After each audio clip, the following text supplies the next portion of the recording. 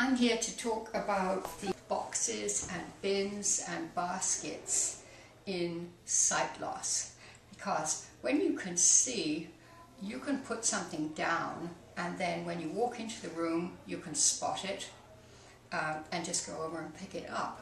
However, when you can't see, or you just see a little, rather than putting things in a specific place, or worse still, putting them in piles, which is what people with vision do.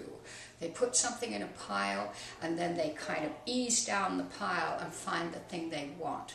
If you can't see, you disarrange the entire pile trying to find the thing you want. Also, if you're trying to arrange something like your pills on a table, they skate all over the place and you've lost them. Same with peeling and slicing. The same with having a drawer which has lots of different stuff in it. And the solution to all of these is to containerize things. So let's start with the very simplest, which is getting 1 or 2 cafeteria trays, absolutely basic cafeteria trays. And the reason you want something so plain is you want it to be rectangular, just one color if you have any remaining sight, and with no decorative holes in the sides. So you're going to put that down, and in front of you whenever you do anything messy or detailed. So if you have your pills to sort, for example, you would not just do them on the table, you would get your pill organizer and your pills and put them on a tray. And then whatever happens, they are available to you. Now, depending on the color of your pills and whether or not you have remaining vision, you might want to put down a white cloth to sort them on, or if everything was white, you might want to put down something black. Now notice that this is a reversible chopping board, and again I'm speaking here for people who have some remaining vision. If I put that black chopping board on the brown tray, I really can hardly see it. But if I turn it back to the white chopping board, now I can see the edge of it really nicely. And whatever I'm chopping, or whatever I get left with, bits of onion or whatever it is contained by the edge of the chopping board, of the tray. And in the same way, if I'm pouring something and I spill it, it's contained by the tray. Now, getting back to these pills, which you might want to organize,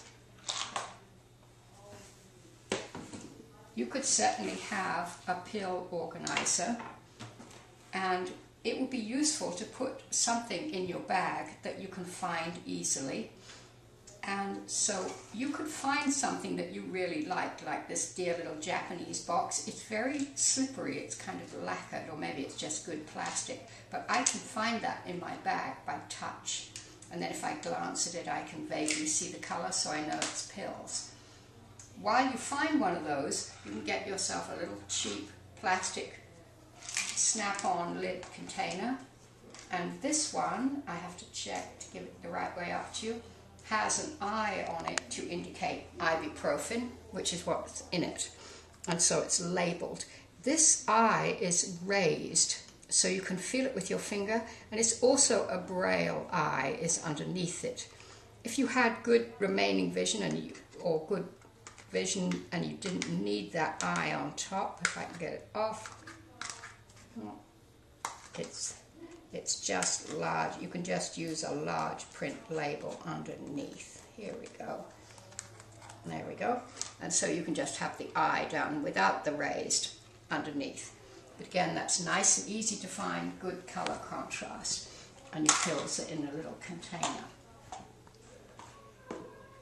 Now there I've been using some labels, 2 different kinds of labels, a large print orange label, and then a raised label, which is for when you have less sight. So this little orange box is my small labeling container. So whenever at work I need a label for something, I go find my yellow box, and inside it I have a variety of different kinds of labels. So when I need to put a bump dot back on the washing machine because it fell off, or a touch dot, which is what these little ones are called, or even a Velcro dot, I have them all available here with a pair of scissors. And so that's all contained. So whenever I think, oh, it'd be good to label something, I don't have to go fishing around for the labels. They're all there in a little box, which I can find easily. Okay. So rather than just have pens in any old pot, I just use very large markers, but I have them in this bright colored old-fashioned wooden pencil box, which is, I have a little sight left so I can see those colors, but I can find it perfectly well by touch because it's unusual in both shape and feel. So there we are, all my pens are containerized. Now getting on to other kinds of ways of using containers. This is called a toilet tote. You could buy them for $5 or $6, don't pay a whole lot more than that. If you, in your bathroom, either share a bathroom and people keep moving the thing you want to use, or you're going away, then something like this is really wonderful. You just put in the things that you use, and then you keep them, they're all together, and once you've used your toothbrush or you've used your favorite soap or your shaving cream, they just go right back there, and they cannot get moved by some foolish member of the family to a place where you can't find them. These come in many colors, and the main thing about them is that they should have straight sides, be sturdy, and that they should be able to drain out the bottom in case you dribble water or whatever into them. So far we've been talking about things that are freestanding, they're out somewhere, like my pencil box or the toilet tote, they're on a surface somewhere. But you can very usefully divide up a drawer.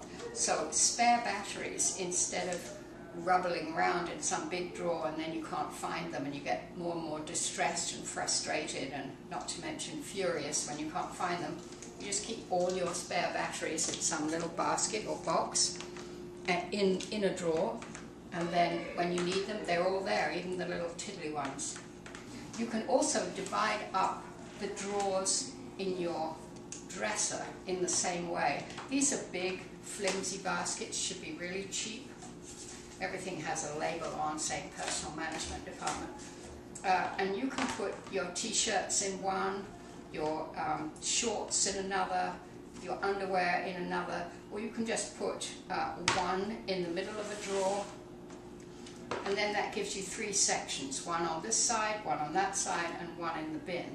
And once you've got the different articles separated, you're going to find that it makes life a great deal easier and cuts down on the frustration.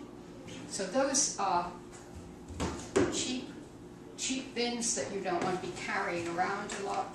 If you had something, this is of course a very little one, but if you had laundry or something that you needed, these are all clean dishcloths, and you can keep them all in a basket, folded.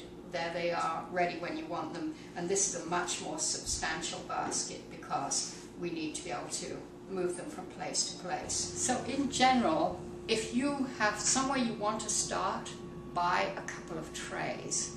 And just before you begin on any little project, get a tray and before you begin. And you will be amazed at the amount of frustration that you save, whether you are changing a battery or peeling an onion or pouring a drink. And once you've got that in place, then buy yourself a selection of very cheap little bins and baskets and see how many things you can think to categorize and keep in either different colored or different shaped bins and baskets.